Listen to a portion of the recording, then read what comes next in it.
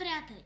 Днес ще ви покажа, както знаете от заглавието, моите мартеници от приятели и роднини от 2017.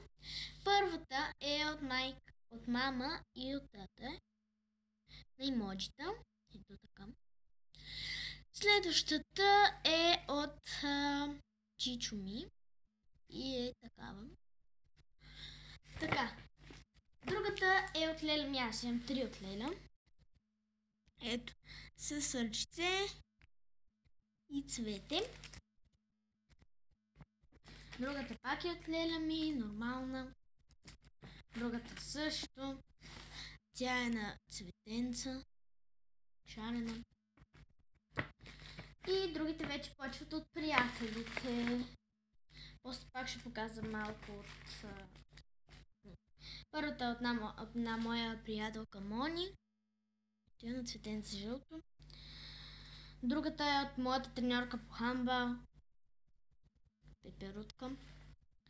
Следващата е от баба ми, имам тук на ето такава.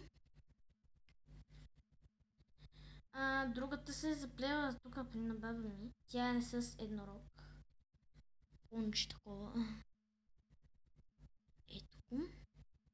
И имам още една с кончето. Една с пеперутка от моята приятелка Маги. Моята приятелка Ивет.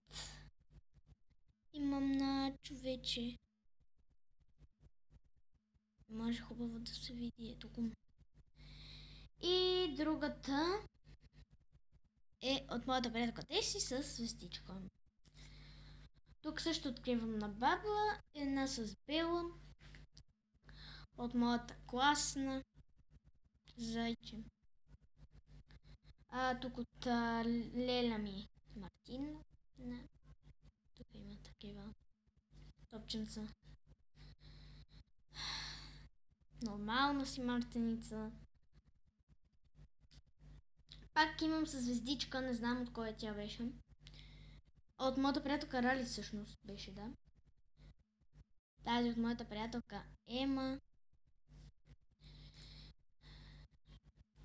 Тази от Ели. От Рая. От Мони. Имам втора специална братовчетка Мони. Пак такава забравих пеперутка. Да. Имам още няколко мартеници, които са вече от роднините. Да, пак има. Тази е от Леля ми Теси. Тази е водолей, някакъв водолей, много мекичка също. Тя е от моята баба. Моята баба Марга и тази от моята баба Вили, която скоро днес ми пристигна една раница много хубава с шипове и ще махна червения белия конец и ще сложа само миньончето. И последната е от баба ми Нели. Тя е много хубава. Та хора, това беше клипчето за днес. Утре ще направим ново клипче. Може би вечерта или сутринта. Да, ще ви показвам клипче. Може би вечерта или сутринта. И това ще бъде за нови придобивки. Чао!